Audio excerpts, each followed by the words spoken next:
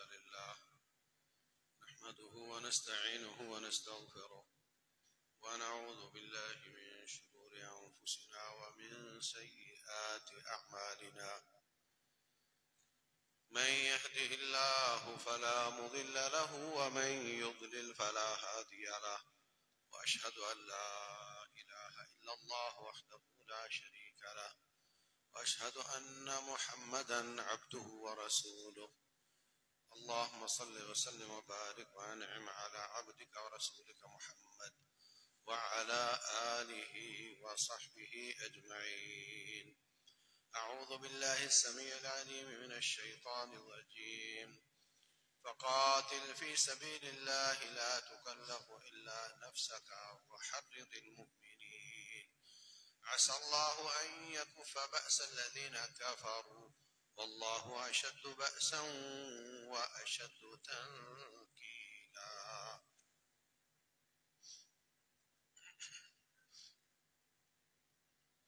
मोहतरम सामेन और सामियात, मैंने आपके साथ थोड़े वक्त में ज्यादा बातें करनी चाहिए। बाद लोग थोड़ी बातें ज्यादा वक्त में करते हैं, उनकी बात ज्यादा समझ आ जाती है, और मेरे जैसे ज्यादा बातें थोड़े वक्त में करते हैं, उनकी बात समझने के लिए थोड़ी हिम्मत की जरूरत होती है, चुस्ती जागने की जरूरत होती है। पहली गुजारिश तो ये है कि रसूलुल्लाह सल्लल्लाहु अलैहि वसल्लम का नाम आ जाए तो दुरूद पढ़ना है, मुझे कहना ना पड़े, और दुरूद भी मजे से पढ़ना है, गुजारा नहीं। नबी सल्लल्लाहु ने फरमाया, सल्लमा किसको कहते भाई? वो कहता नबी सल्लल्लाहु ने फरमाया, सल्लल्लाहु किस मुसीबत का नाम है भाई? इबादत समझकर मोहब्बत के साथ पढ़ना है सल्लल्लाहु अलैहि वसल्लम। अल्लाह तबारक व तआला अपने प्यारे हबीब सल्लल्लाहु अलैहि वसल्लम से फरमाते हैं, फरमाया कि फ़क़ातिल फ़ी सबीलिल्लाह, ऐ नबी आप अल्लाह के रास्ते में किताल करो, जिहाद करो, लड़ाई करो। वाहिद का सीगा है, अकेले का। ला तुकल्लफु इल्ला नफ्सक, आप अकेले ही पाबंद हैं और कोई नहीं। पहले भी अकेले का सीगा बोला तो काफी था, फिर मजीद वजाहत फरमा दी कि तेरे सिवा कोई मुकल्लफ नहीं। वहर्रिदिल मोमिनीन, लोगों को जमा करके जिहाद पर दर्स दिया कर, इनको उभारा कर। अगर कोई आपका साथ दे तो अच्छी बात है, ना दे तो ये उधर नहीं चलेगा जी मेरे साथ ही कोई नहीं था इसलिए मैं कैसे आता, आप अकेले आ। या अल्लाह मेरे आने से क्या होगा? अच्छा, अब यहां अल्लाह ने यह नहीं फरमाया कि तूने आकर ये कर देना है, तूने मैदान में आकर ये काम करना है, ये नहीं फरमाया। फरमाया मैदान में आपने आना है। असल्लाहु अन यकुफ़ बअसल्लज़ीना कफ़रू, काफिरों की यलगार अल्लाह रोक दे। मैदान में आपने आना और यलगार अल्लाह ने रोकनी है। इसके बाद अल्लाह ताला अपना तारफ करवाता है। सुभान अल्लाह, मेरा तारफ करवाया स्टेज सेक्रेटरी ने, रब अपना तारफ करवाता है खुद। असल्लाहु अन यकुफ़ बअसल्लज़ीना कफ़रू वल्लाहु अशद्दु बअसन, अल्लाह ताला शदीद लड़ाई की महारत रखने वाली जात। पहली खूबी, अल्लाह शदीद लड़ाई की महारत रखता है। वह अशद्दु तनकीला, दूसरी खूबी है कि काफिरों के खिलाफ इंतकाम भी उसमें बहुत ज्यादा है। उसको काफिरों पर गुस्सा भी बहुत है। कुदूरत, नफरत, बुग़्ज़, अदावत दुश्मन के खिलाफ बहुत सख्त है अल्लाह ताला का। ये दो खूबियां हैं, इसलिए अल्लाह ताला उनकी यलगार करो। इससे साबित हुआ कि जो काफिर की यलगार रोकना चाहता है उसमें ये दो खूबियां होनी चाहिए।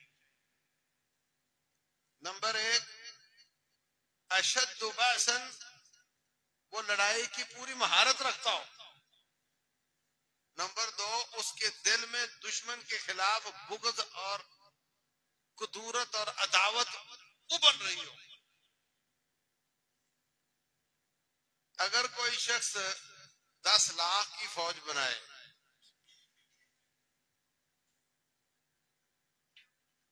उनको कील कांटे से लैस करे, कम्युनिकेशन सिस्टम दे, उनको मिसाइल दे, उनको ड्रोन दे, उनको जहाज दे, उनको गन पोच दे, हर चीज दे, तैयारी करवाए और दुश्मन के खिलाफ खड़ा करे, और उस फौज को दुश्मन से बुग़्ज़ ही कोई ना हो, उनके खिलाफ उनको इंतकाम का जज्बा ही ना हो, अदावत ही कोई ना हो दुश्मन से, वैसे डूब गए ना। हाँ? इसका मतलब है कि जितना अरबों रुपया उस फौज पर लगाया है, जितनी उसकी वर्थ है, जितनी उसकी कीमत है, उससे ज्यादा कीमत उस गुस्से की, उस कीने की, अदावत की, दुश्मनी की, बुग़्ज़ की कीमत है जो दुश्मन के बारे में होना चाहिए।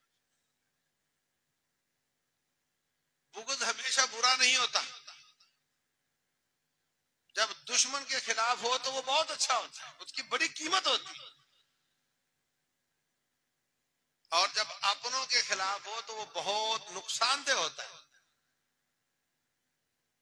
अल्लाह फरमाते हैं, अशिद्दाउ अलल कुफ्फार रुहमाउ बैनहुम, वो हल्का यारा तो बरेशम की तरह नरम, रज़्म हक व बातिल हो तो फौलाद है मोमिन। जब ये अपनी अपनी जगह पर होते हैं, मोहब्बत अपनों से, नफरत और बुग़्ज़ काफिरों से, तो फिर इन दोनों की कीमत बहुत ज्यादा होती है। और जब कांटा चेंज हो जाए, नफरत अपनों से हो जाए और मोहब्बत गैरों से हो जाए, तो फिर ये बहुत ज्यादा नुकसान है। तो दुश्मन की यलगार रोकने के लिए दो खूबियां जरूरी हैं। नंबर एक, काफिरों के खिलाफ बुग़्ज़ बहुत हो। नंबर दो, बहुत ज्यादा लड़ाई की महारत हो।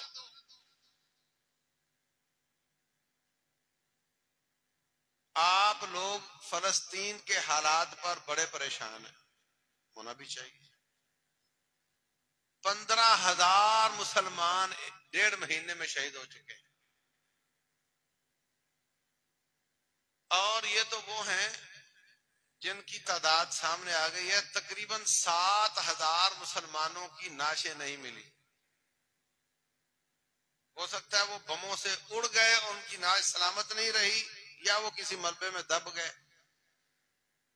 तो ये तकरीबन 22,000 का आदद है, और उसमें ज्यादा तादाद मासूम बच्चों और उनकी माओं की। तकलीफ तो बहुत होती है, बुग़्ज़ तो बहुत आता है, अदावत तो बड़ी उबाले खाती है।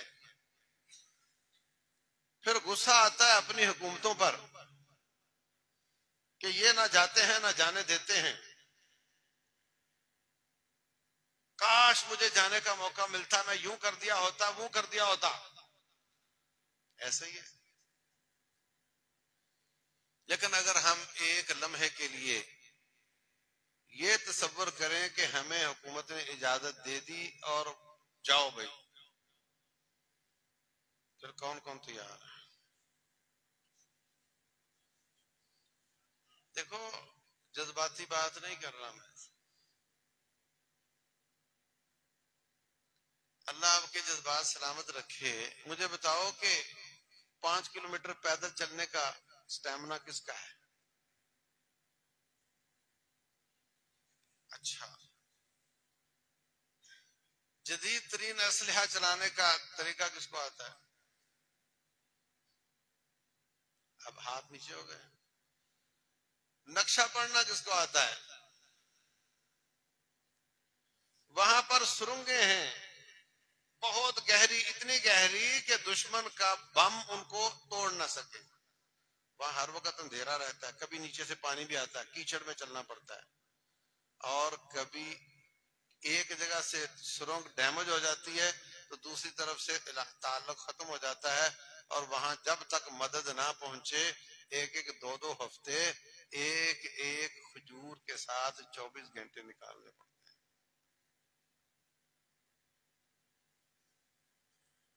इसका तजर्बा किसका है?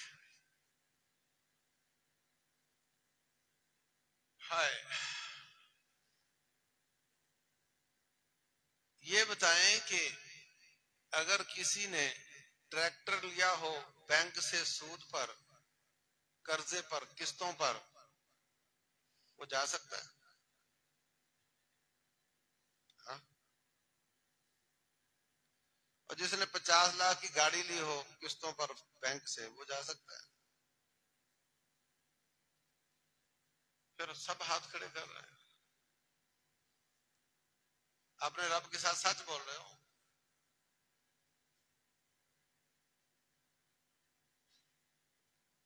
एसी के बगैर सोना आता है? पंखे के बगैर रहना आता है? मेरे अजीज भाइयों,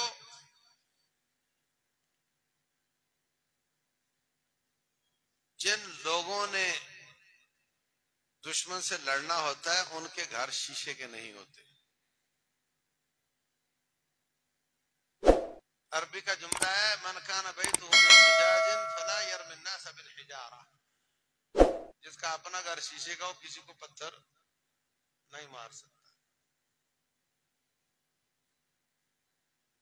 जिसकी बच्ची बेहयाई वाले कपड़े पहनती है वो जा सकता है? उसकी गैरत ही नहीं है, उसको बहनों की गैरत कहां से आए? उसको अपनी बेटी की गैरत नहीं है, उनकी बेटी की गैरत कहां से है?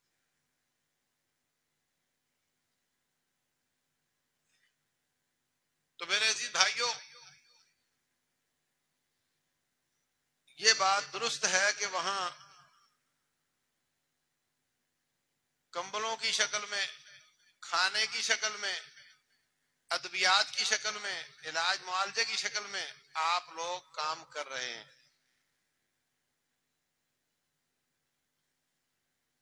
लेकिन चारों तरफ पतझड़ लग चुकी है और कई जगहों पे दो दो बार लग चुकी है, और बीच में तुम लोग अभी सलामत हो। अल्लाह शायद अल्लाह ताला तुम्हें उनको दिखाकर तैयार कर रहा है, समझ जाओ। अफगानिस्तान की सरहद में Tajikistan, Uzbekistan, Turkmenistan, Azerbaijan, Dagestan, Chechnya, ये सारे के सारे 70 साल रशिया के कब्जे में रहे, और रशिया ने वहां दाढ़ी वाले गले काट दिए, मस्जिदों को शराब खाने बना दिया, मकतबात को जला दिया। इन सब इलाकों में पतझड़ लग चुका है।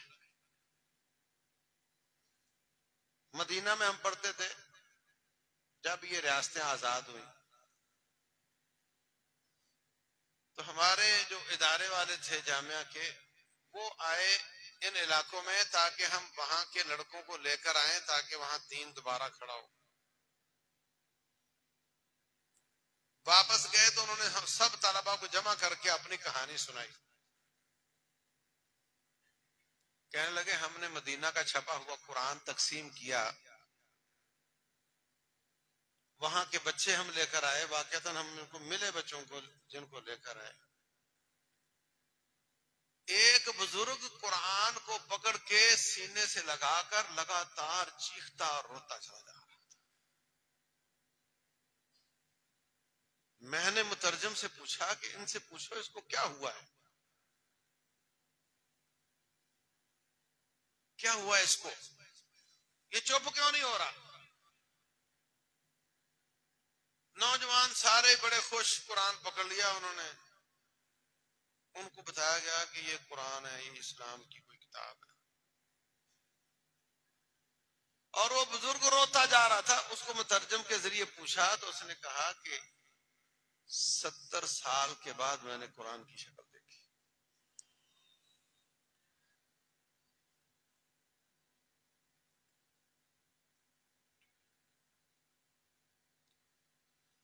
लोग कहते हैं मुजाहिदों ने पाकिस्तान के लिए क्या किया है।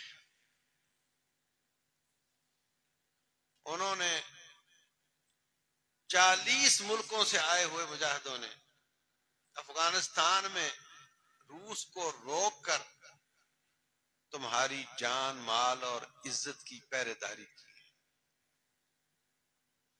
अगर वो यहां आता तो यहां भी दाढ़ी वाले गले कट चुके होते, यहां भी मस्जिदें बर्बाद कर दिया होता जो काम उसने वहां किया। उज़्बेकिस्तान ये इलाके इमाम बुखारी के इलाके हैं, जहां एक एक दर्स में हजारों तालिब इल्म सही बुखारी पढ़ा करते थे। ये बुखारा, ये मुस्लिम बिन हज्जाज कुशैरी, ये अबू ईसा तिरमिज़ी, ये सारे मुहद्दिसीन के इलाके हैं। उनका दीन का इल्म आप लोगों से कहीं ज्यादा होता था।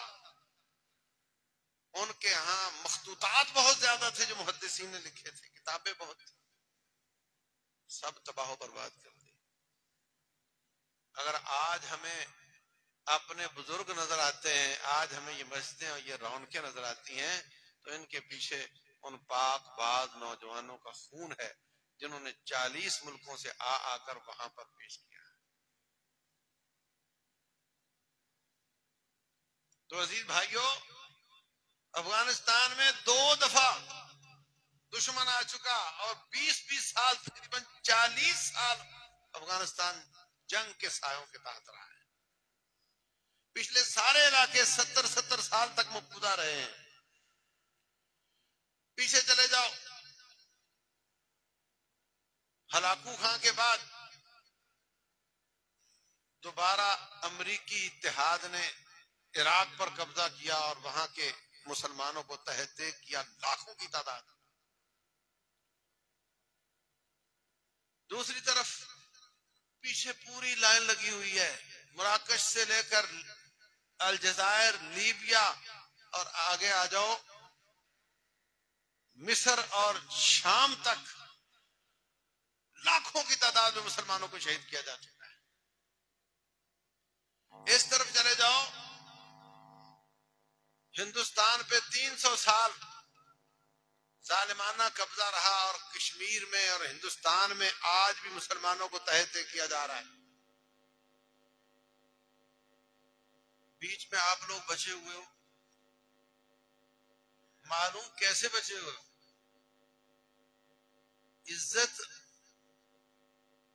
गैरत, इस्लाम, आजादी, इसकी किस्तें दे देकर बचे हुए। 10% गैरत ले जाओ, 10% आजादी देकर गुलामी बन जाओ, गुलाम बन जाओ, 10% दीन बेचकर बेदीन हो जाओ, तो तुम्हें 1 साल के लिए फिर जीने देंगे।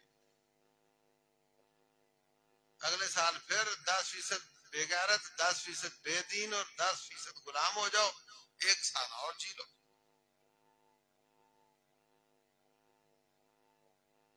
मेरी बात समझ नहीं आ रही? नहीं आ रही। जमात इस्लामी के सरबराह क्या नाम कहते हैं कि जब एमएमए की हुकूमत थी तो आईएमएफ से किस्त लेनी थी, तो उस वक्त हम हुकूमत में थे, तो हमने बात की जी अगली किस्त दो। तो कहने लगे तो तुमने पेशावर में नंगी लड़कियों के बोर्ड क्यों हटाए हैं?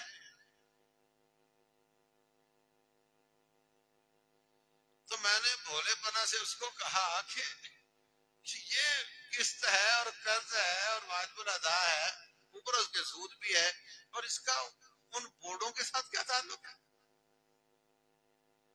तो वो उनका नुमाइंदा हंसकर कहने लगा इसी का तो ताल्लुक है।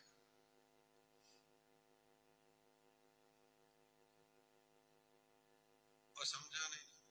गैरत की किस्तें जा रही, ईमान की किस्तें, इतने फीसद निसाब से इस्लाम निकाल दो, इतने फीसद बेहयाई फैला दो, इतने फीसद अल्लाह वालों को जेल में डाल दो, इतने फीसद अल्लाह वाली जमातों को पाबंद कर दो, तो तुम्हें किस्त मिलेगी।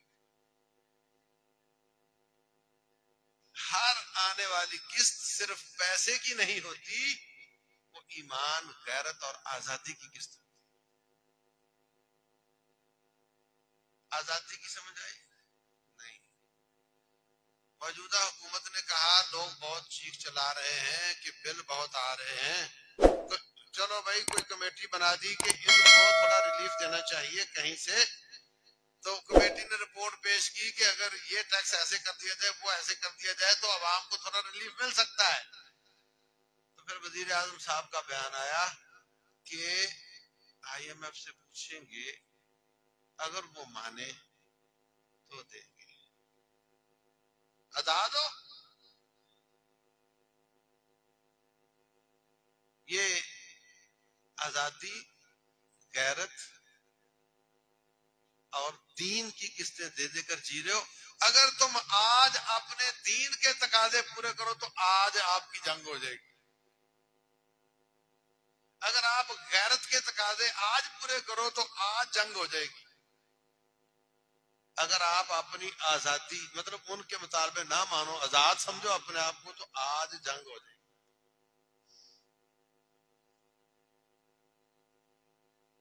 लेकिन याद रखो, जो कौमें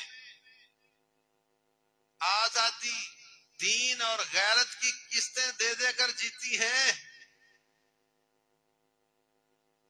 90% आजाद, 90% गैरतमंद, 90% दीनदार। फिर अगली किस्त में 80%, फिर अगली किस्त में 70%, अगले 50-50 हो गए। अब कहां पहुंचे होगी? मैं कहता हूं सारा कुछ दे दो ना, सारा दीन दे दो, सारी गैरत दे दो, सारी आजादी दे दो, 1% रख लो सिर्फ, तो जंग फिर भी करनी पड़ेगी, लड़ना फिर भी पड़ेगा। क्यों? अल्लाह फरमाते हैं, वलन तर्दा अन्कल यहूद वलन नसारा हत्ता तत्तबिअ मिल्लतहुम। ऐ नबी सल्लल्लाहु अलैहि वसल्लम, आप पर ये लोग राजी नहीं हो सकते जहां तक कि आप सराहतन यहूदी और ईसाई होने का ऐलान नहीं कर देते, उस वक्त तक ये खुश नहीं हो। इसकी मिसाल मैं आपको देता हूं। अफगानियों ने, उन्होंने कहा ये मुजाहिद हमें दे दो, कहा हम नहीं देंगे, ये कर लो, हम नहीं मानते। अच्छा फिर लड़ना पड़ेगा, लड़ लो।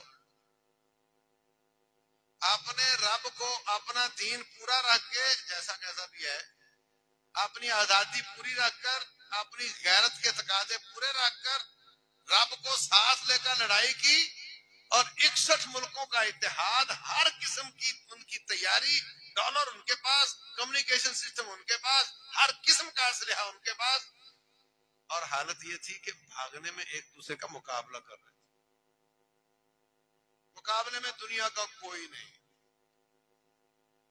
क्यों भाई? पूरी दुनिया में कोई मुल्क कह सकता है कि मैं मुजाहिदों के साथ। पाकिस्तान अंदर अंदर से था मगर बता नहीं सकता। समझ आई बात की? सारी दुनिया एक तरफ, और आसमान की आंख ने आदम अलैहिस्सलाम से लेकर आज तक ये सिनारियो नहीं देखा कि सारी दुनिया एक तरफ हो और मुजाहिदों के साथ कोई ना हो, और फिर भी वो सारे एक दूसरे दौड़ का मुकाबला कर रहे हो। फ्रांसीसी जहां पर तैनात थे अफगानिस्तान में, उन पर हमले नहीं होते थे, और जहां पर बरतानवी तैनात थे उनके बंदे मर रहे थे। उन्होंने कहा जी मरने के लिए हमें रखा हुआ है, ये मुश्किल इलाका है, हमारा तब्दील किया जाए। तो बरतानवी आ गए फ्रांसीसी जगह पे, फ्रांसीसी चल गए बरतानवी जगह पे। और पता चला कि फ्रांसीसियों पर वहां भी हमले नहीं हो रहे और बरतानवियों पर वहां भी हो रहे हैं। तो सर पकड़कर बैठ गए और तहकीक की तो पता चला कि फ्रांसीसी मुजाहिदों को हमला ना करने के पैसे देते। ये 4 दिन टिके ना, इस तरह टिके। और फ्रांस की असेंबली में तहरीक पेश हुई कि अगर तुमने पैसे देकर ही वहां खड़े होना है ना तो तुम वापस आ जाओ, तुम्हारी जान बच जाएगी, हमारे पैसे बच जाएंगे।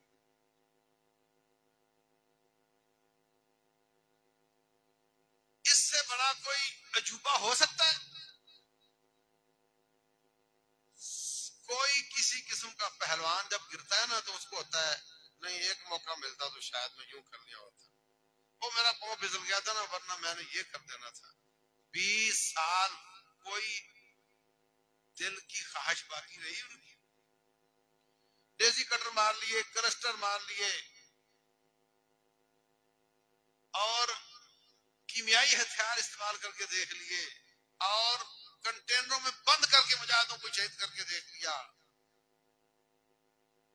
कोई हसरत नहीं बाकी बची और एक दूसरे का दौड़ने में मुकाबला कर रहे थे। शर्मनाक शख्सियत शिकस्त के साथ वहां से निकले। एक लड़ने का अंदाज ये है, और वो लोग जो साइंस को रब मानते हैं, वो लोग जो टेक्नोलॉजी का रब मानते हैं, उन सब का रब मारा गया। और जो रब्बे दुल जलाल को अल्लाह मानते हैं, उनका रब जिंदा है और हमेशा रहेगा।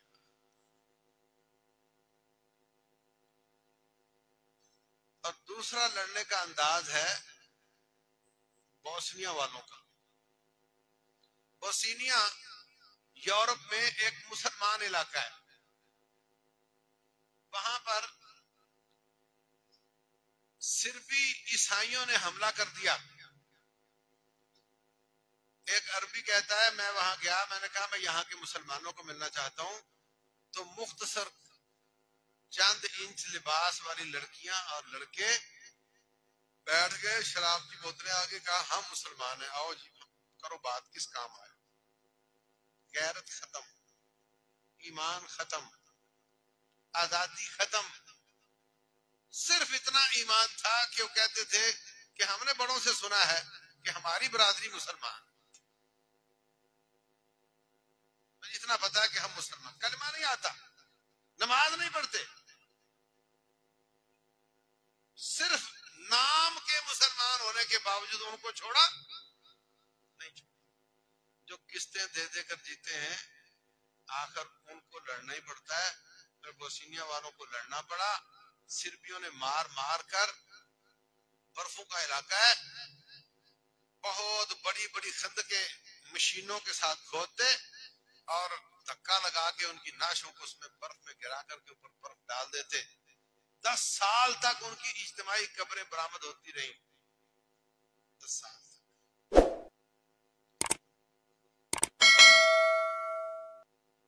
आप रब्बे अपना दीन मुकम्मल रखकर, अपनी गैरत के तकाजे पूरे करके, अपनी आजादी की नेमत से फायदा उठाकर रब की हमराही में दुश्मन से लड़ोगे तो रब तुम्हारे साथ होगा। और अल्लाह का वादा है अगर हम तुम्हारे साथ हुए तो फिर फिक्र की बात ही नहीं है, कायनात सारी मिलकर आ जाए तुम पे गलबा नहीं पा सकती।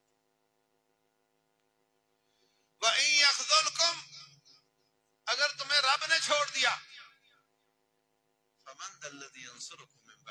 तुम्हारा मददगार कौन होगा? ये मिसाल यहाँ पे रब को साथ लेकर लड़े, सारी दुनिया को शिकस्त दी, सारी दुनिया को फतह किया।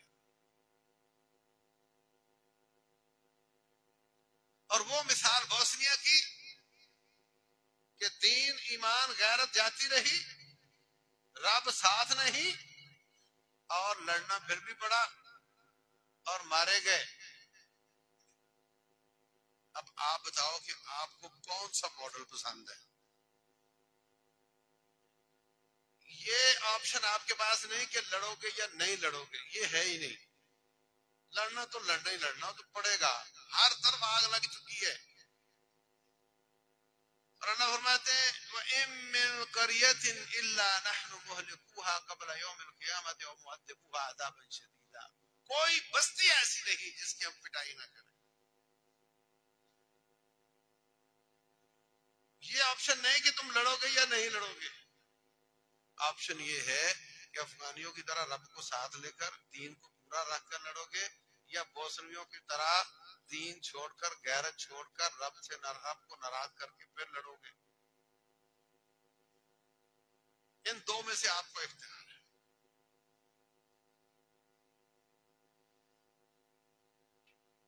अगर आपका ये चॉइस है कि नहीं नहीं हम तो रब को साथ लेकर लड़ना चाहते हैं, तो फिर कुछ करने के काम है, वो मैं आपसे अर्ज करूं। रब को साथ लेकर लड़ना चाहते हैं, हाँ लड़ना पड़ेगा। जिसने बच्ची जनी है उसकी गैरत इज्जत की हिफाजत उसको खुद करनी होगी। फौजें हर घर के सामने खड़ी हो सकती नहीं,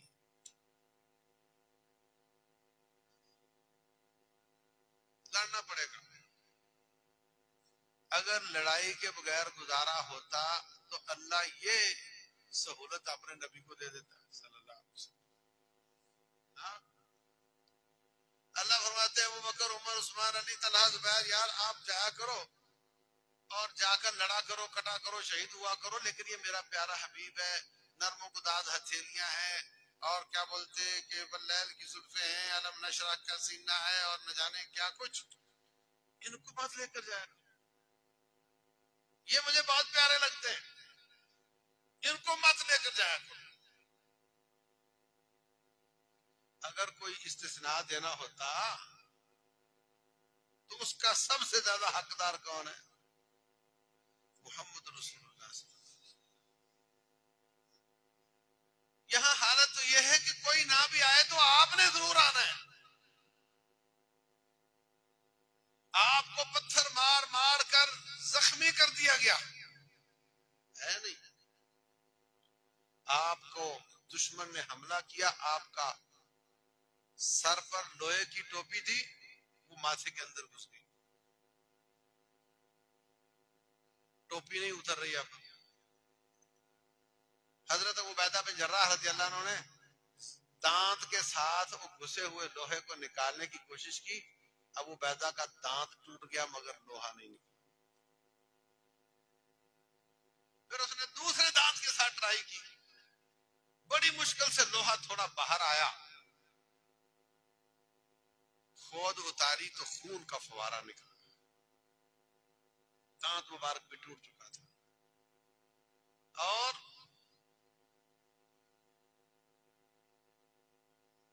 भागे भागे हजरत अली गए, जाकर पानी भरकर लाए। हजरत फातिमा ने अपने अब्बा का माथा धोया, खून था कि बंद नहीं हो रहा था, सारा जिस्म लहूलुहान है।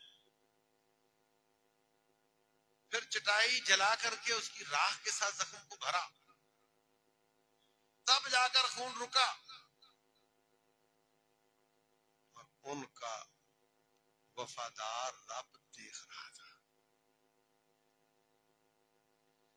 आप ऐसे दो भाई बाहर अगर जा रहे हो और एक को कोई मारना शुरू कर दे तो दूसरा क्या करेगा? दिफा करेगा। अगर ना करे तो बेवफा होगा। हो सकता हो कहे मेरी ताकत नहीं है, उसके पास गन थी, मैं क्या करता, हो सकता है।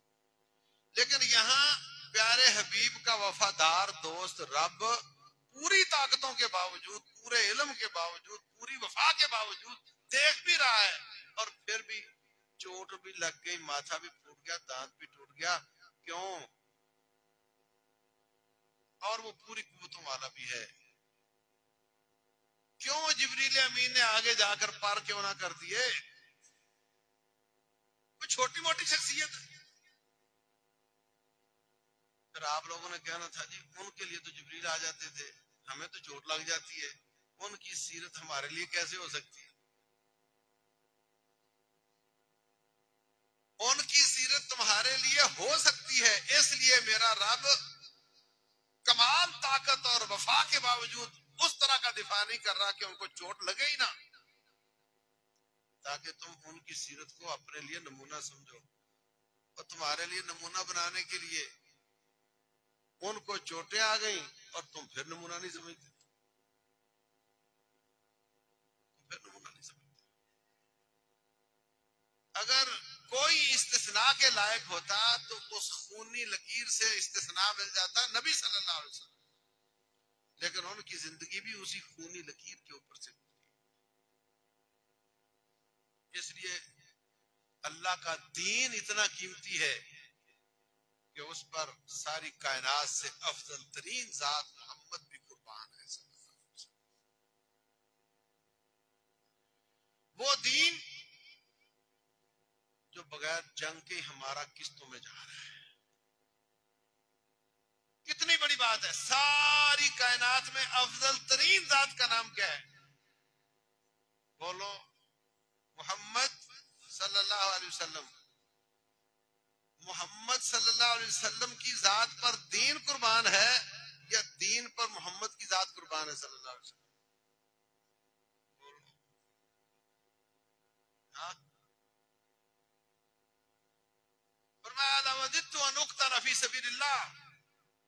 मैं मोहम्मद चाहता हूं सल्लल्लाहु अलैहि वसल्लम। इमाम अल अंबिया का तमगा भी लगा हुआ है, खातमुन नबिय्यीन का तमगा भी लगा हुआ है, सैयद वुल्द आदम का तमगा भी लगा हुआ है। मैं चाहता हूं एक तमगा शहादत का भी लग जाए। मैं चाहता हूं मैं अल्लाह के रास्ते में शहीद कर दिया, सुम्मा ओहिया, फिर जिंदा किया जाऊं, सुम्मा उक्तल, फिर शहीद कर दिया जाऊं, फिर मुझे जिंदा किया जाए, फिर मैं अल्लाह के दीन पर शहीद। जिस दीन पर मेरे प्यारे हबीब कायनात के सबसे आला तरीन जात के जिन जैसा कोई है ही नहीं, वो कुर्बान है, तुम कौन होते? तुम्हें यकीन क्यों नहीं आता कि ये दीन कुर्बानियां मांगता है? तो अगर कुर्बानियों का जज्बा है और अगर आपको फलस्तीनियों का दुख है, तो फिर करने के काम ये है, वल्लाहु अशद्दु बअसन, अल्लाह शदीद जंग की महारत रखता है। आप भी जंग की महारत हासिल करो।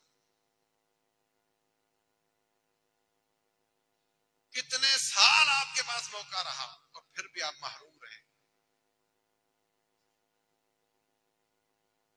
फ्रिज आ सकती है, मोटरसाइकिल आ सकती है, तो असले का लाइसेंस भी आ सकता है और असलिया भी आ सकता है, सीखा भी जा सकता है। इसका एहतमाम करें।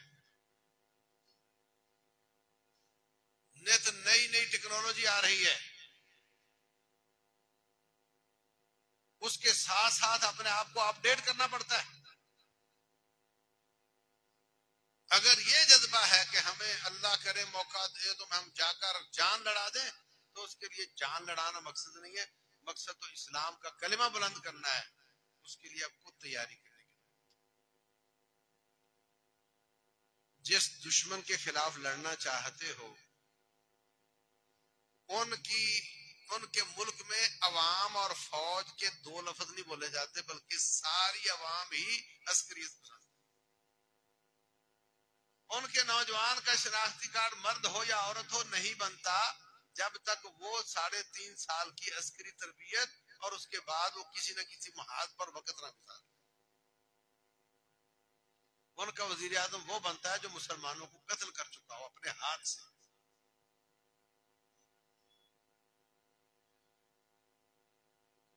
इसराइल की पहली वजीर आजम गोल्डा मेयर,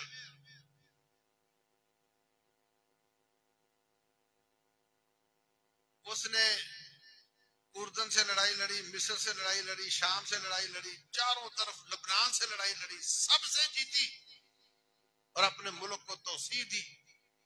औरत जात थी। एक अखबार का सहाफी उसका इंटरव्यू करता है, तो कहता है कि कब पैदा हुई, कहाँ, क्या बच्चे, सब पूछा पाछा। आखिर में कहता है कि तूने सब लड़ाइयां कैसे लड़ी और कैसे जीती? तो कहती है कि मैंने अमेरिका के वजीर दिफा को बुलाया अपने घर, 2 कप चाय के बना के उसको दिया, खुद तो बाहर कुर्सी पे बैठ गए। मैंने कहा कि मैं असलहा चाहिए। कहने लगा असलहा बहुत महंगा होता है और नई नई तुम्हारी हुकूमत है, तुम्हारी मईशत कमजोर है, तुम असलहा नहीं ले सकते। तो कहने लगी तुम्हें इस बात से क्या, तुम बताओ दोगे नहीं? हाँ देंगे। अगले दिन असेंबली का इजलास बुलाया, कहती है यहूदियों खा पी कर मरना चाहते हो या भूखे रहकर जीना चाहते हो? कुरान कहता है सारी कायनात में सबसे ज्यादा जो जीना चाहता है उसका नाम यहूदी है। कुरान कहता है। कहने लगे जी हम तो जीना चाहते हैं। कहा फिर जीना चाहते हैं ना तो 2 टाइम खाना नहीं मिलेगा, 1 टाइम मिलेगा।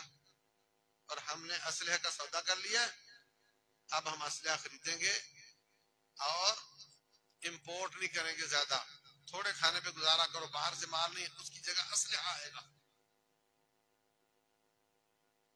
पाकिस्तान में बिल्लियों और कुत्तों की खुराक भी इंपोर्ट हो रही है। इंपोर्ट ज्यादा, एक्सपोर्ट कम, रुपए की वैल्यू डाउन, महंगाई ज्यादा, कर्जे, गुलामी के तो इतना वावेला के बावजूद उसको किसी ने बंद नहीं किया। एक तो जरूरियात है, मजबूरी है, उसके बगैर हमारा गुजारा नहीं। जरी मुल्क है मगर दालें बाहर से आ रही है, गंदम बाहर से आ रही है। कहने लगी बाहर से माल में कम मंगवाऊंगी, असलहा आएगा, थोड़ा खाओ। और फिर कहती है जो जंग जीत जाता है उसको कोई नहीं पूछता कि तेरे नाश्ते में अंडे कितने थे, हम जंग जीतेंगे। लड़ाई की, जंग जीती, फिर वो आखिरी सवाल करता है कि बीबी ये औरत जात होकर तुझे ये सारा कैसे समझ आया, ये तसव्वुर कहां से मिला, ये सोच कहां से आई? कहने लगी एक शर्त मानो तो फिर मैं आपको इसका जवाब दूंगी। कहा मैं शर्त मानता हूं, क्या शर्त है? कहती मेरा इंटरव्यू मेरी जिंदगी में मत छापना। कहता ठीक है कबूल है, तेरी जिंदगी में नहीं छापूंगा। तो कहती है ये तसव्वुर मैंने मुसलमानों के नबी मोहम्मद से लिया है। जब आपका आखिरी दिन था, 1.5 मन जौ यहूदी के पास अपनी जिरा गिरवी रख कर लिए हुए थे अपनी बीवियों की खुराक के लिए। 1.5 मन जौ बीवियों की खुराक के लिए अपनी जिरा गिरवी रख कर उधार लिए हुए थे। खाने के लिए खाना नहीं था, मगर 9 तलवारें आपने विरासत में छोड़ी। 9 तलवारें थी मगर खाने के लिए खाना नहीं था। यहां से मैंने ये तसव्वुर लिया कि 9 तलवारें होनी चाहिए, खाना मिले या ना मिले। तो मैंने अपने खाने पे कट लगाया और असलहा खरीदा और चारों तरफ के मुसलमानों को मैंने हराकर अपने मुल्क को बड़ा किया। और उनका नारा है हुदूदु का या इसराइल मिनल फुरात इलन नील, ऐ इसराइल तेरी सरहदें फुरात से लेकर नील तक है, इसमें शाम भी आ जाता है, उर्दन भी आ जाता है, सऊदिया के भी कुछ इलाके आ जाते हैं। हम इतना बड़ा इसराइल बनाना चाहते हैं। और वो कहती है कि ये तसव्वुर मैंने मुसलमानों के नबी से लिया है। मुसलमानों आपको अपने नबी से कोई तसव्वुर नहीं मिला, उनको मिल गया। अगर ये जज्बा है कि मैं जाऊं और मैं मदद करूं तो फिर ये तैयारी होनी चाहिए।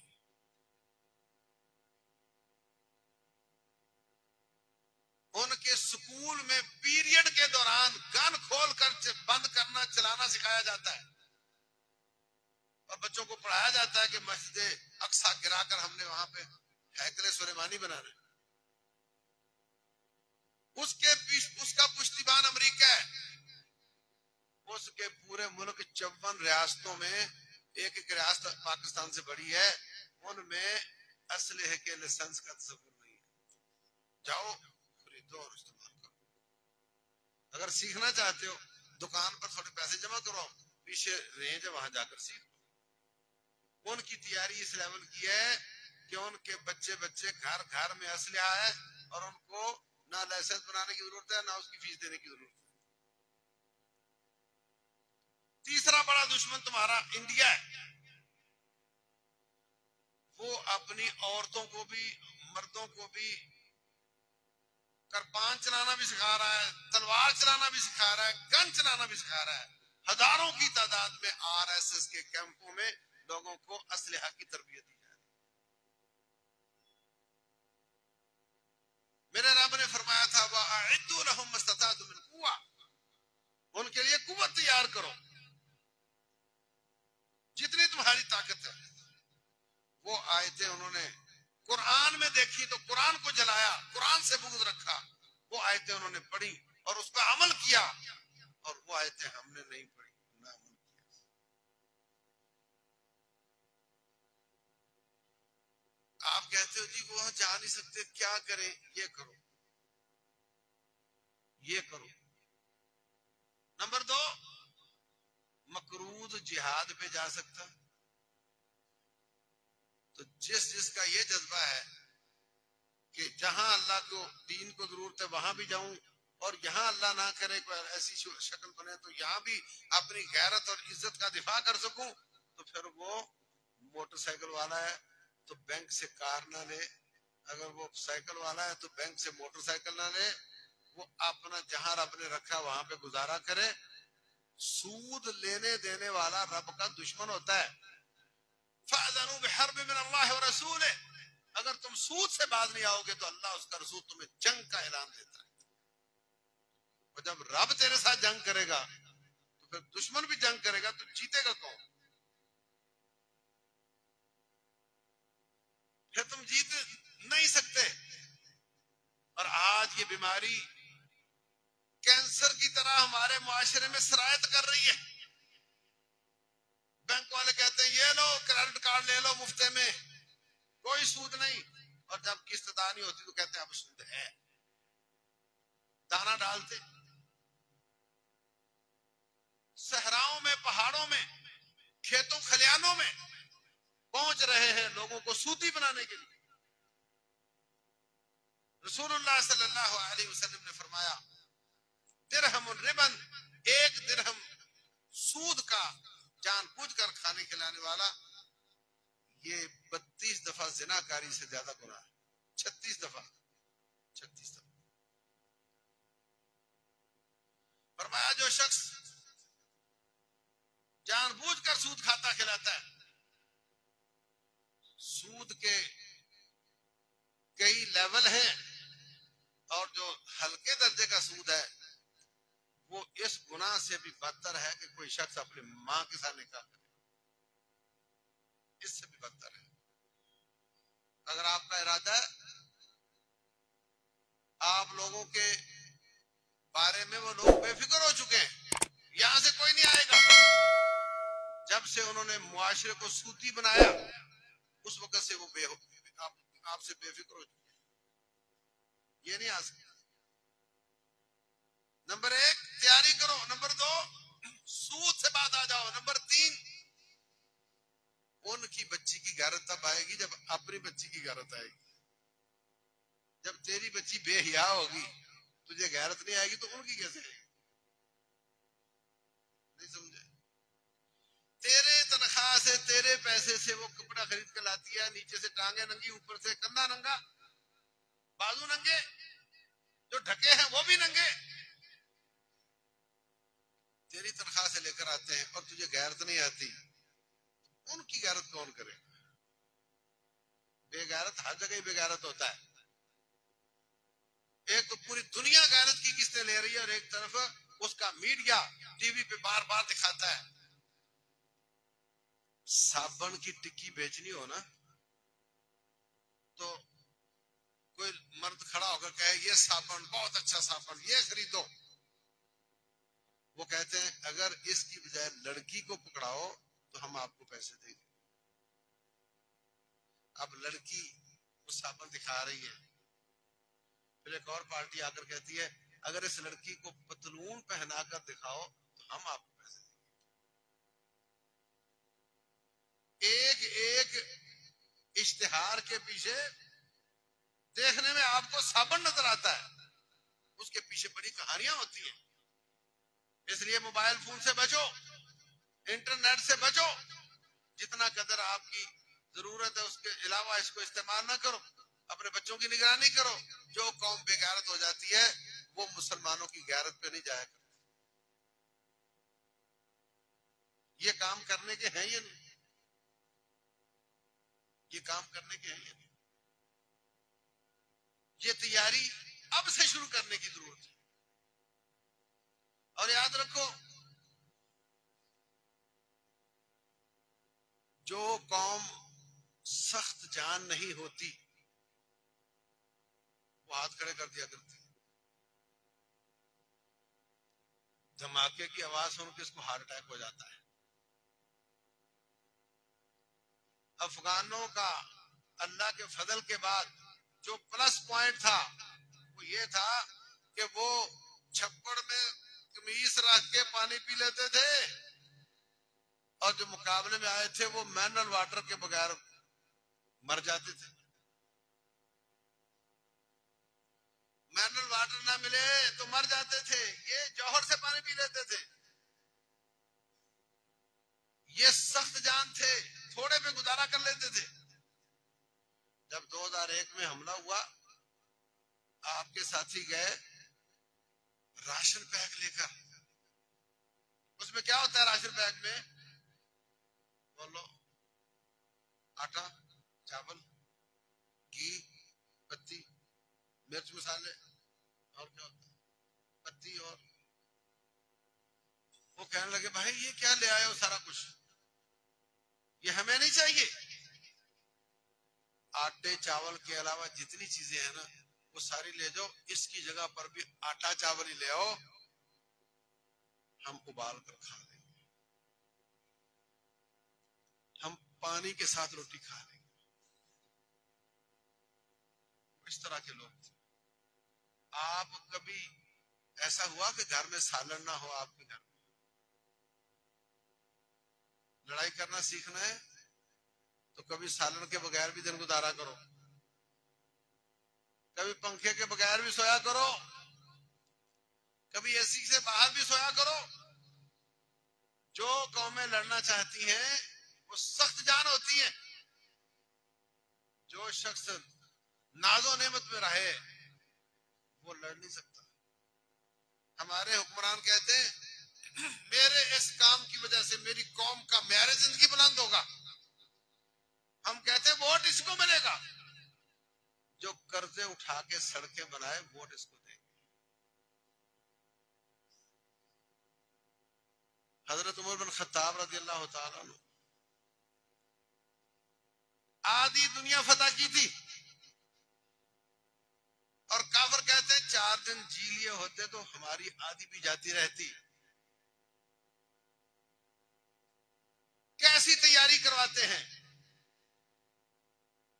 कैसरो किसरा के सोने के बागात और महल्लात काट काट कर लाकर मदीने की गलियों में ढेर किए गए और लोगों में बांट दिए गए, और इसके बावजूद मस्जिद नबी में चिराग नहीं जलता था। जब उनकी शहादत होती है चिराग नहीं था। मदीना में न गैस थी, न पानी था, न सीवरेज था, न सड़कें थी, न फोन था, कुछ भी नहीं था। ऐसी कॉलोनी में रहोगे? ये ना कहो कि पैसा नहीं था। उस जमाने का रूस और अमेरिका फतह हुआ था, खजानों के ढेर लगे हुए थे। हजरत उमर को परेशानी थी कि खत्म कैसे होगी, मगर सड़कें पुख्ता नहीं थी, सीवरेज का सिस्टम, रनिंग वाटर, गैस, पानी, बिजली कुछ नहीं था। वो अपनी कौम को सख्त जान बनाना चाहते थे। उन्होंने ऐलान किया हुआ था जो मेरा गवर्नर बनेगा वो 4 जायज काम नहीं करेगा। वो कहते हैं हजरत ये तो जायज है। बोले जायज है पर मैं नहीं कर रही।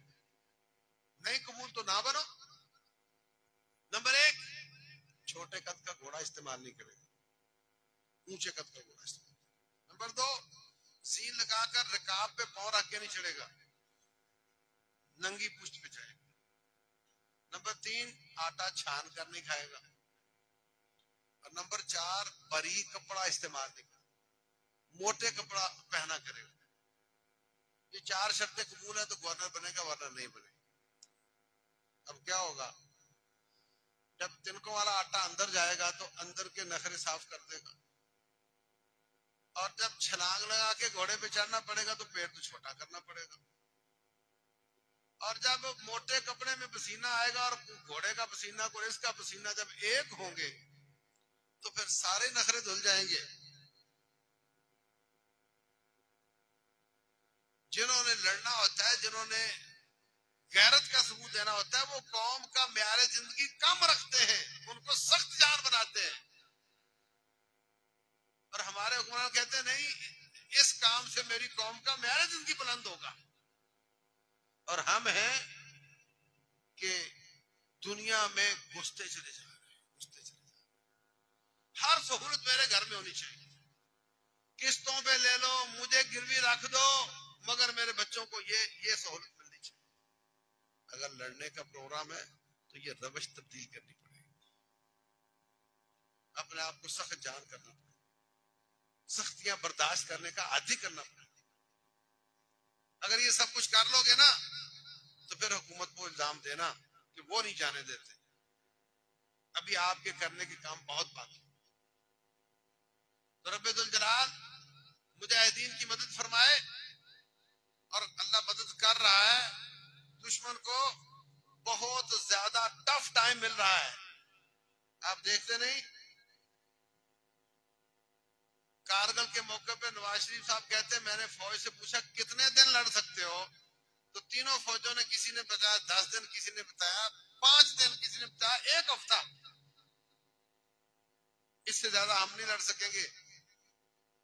और वो माशाल्लाह से 1.25 महीनों से दुश्मन को रोककर खड़े, और उनको नाशें उठानी पड़ रही है, और उनका सारा कारोबार जिंदगी बंद पड़ा है, और पूरी दुनिया में उनको जूते पड़ रहे हैं, उनकी प्रोडक्ट बदनाम हो रही है, उनका बहुत बड़ा भेजा निकल गया, नुकसान हो रहा है। अल्लाह मदद कर भी रहा है और करेगा भी। और जहां तक ताल्लुक शहादतों का है, शहादतें नुकसान नहीं होती। तकलीफ हमें बहुत है, मगर शहादतें नुकसान नहीं होती। रसूलुल्लाह सल्लल्लाहु अलैहि वसल्लम फरमाते हैं, अल हरीक शहीद, जो जल कर मरता है वो शहीद होता है।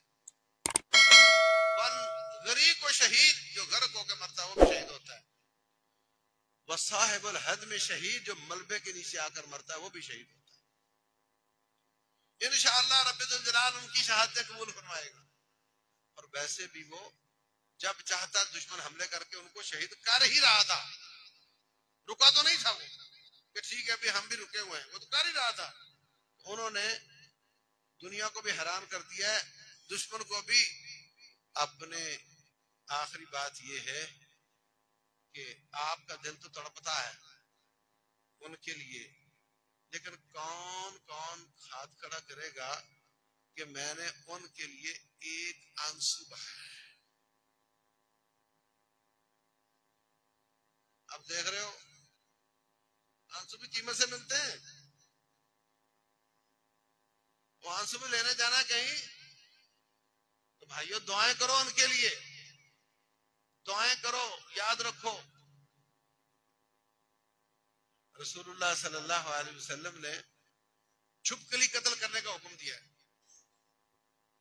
क्यों? फरमाया जब इब्राहिम अलैहिस्सलाम को आग में डाला जा रहा था ना, तो ये छुपकली फूंक मार के आग को तेज करने की कोशिश कर रही थी। और छुपकली के तेज करने से क्या होता है? लेकिन उसने बता दिया कि मैं नमरूदी हूं, इब्राहिमी नहीं हूं। तो हमारे नबी ने फरमाया इसको जहां नजर आए कत्ल किया। आप अपनी किसी काविश, कोशिश, दुआ, अपने किसी आंसू को हल्का ना समझो। कभी बाहर निकलना पड़े तो निकलो, हल्का ना समझो। ये रब वो है कि जो छोटी छोटी काविशों की भी कदर करता है, रायगा नहीं जाने देता। रब्बुल जलाल वल इकराम जो चीजें मैंने अर्ज की हैं, हमें उन पर अमल करने की तौफीक दे, और रब्बुल जलाल हमें आफियत में रखे। और अगर पाला पड़ जाए तो फिर डट जाने की तौफीक दे और दुश्मन को तबाह बर्बाद करने की तौफीक दे। अल्लाह तबारक तआला पूरी दुनिया में मुसलमानों की मदद फरमाए, काफरों को नेस्तो ना, जालिमों को नेस्तो नाबूद करे, रब्बुल जलाल इस्लाम का बोलबाला करे। अल्लाह ताला जब तक जिए इस्लाम वाली जिहाद वाली जिंदगी जिए और जब मरे तो शहादत की मौत आए। अल्लाह आलम सल्लल्लाहु अलैहि वसल्लम बारक अला नबीना।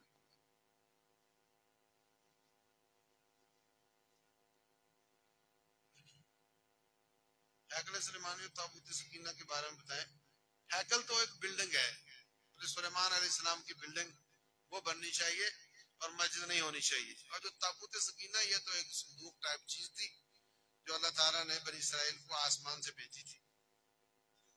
नबी सल्लल्लाहु अलैहि वसल्लम का फरमान है कि शराब पीने वाले को 40 दिन की बात कबूल नहीं होती, ऐसे ताल्लुकात बातचीत होनी। देखो शराब पीने वाला नबी सल्लल्लाहु अलैहि वसल्लम का नाफरमान है, ठीक है, और उससे बातचीत होनी चाहिए नहीं होनी चाहिए।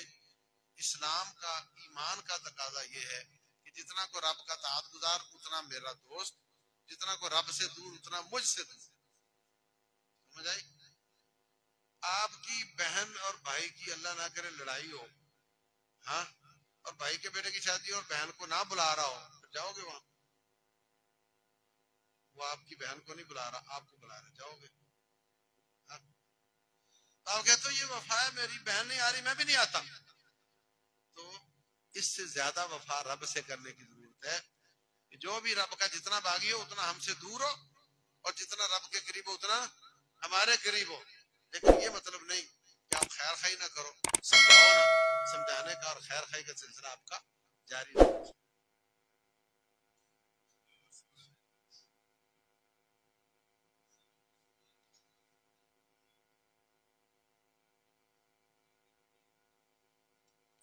जुराब थोड़ी बहुत फटी हो, मसा हो सकता है, इंग्लैंड बन गया हो फिर नहीं।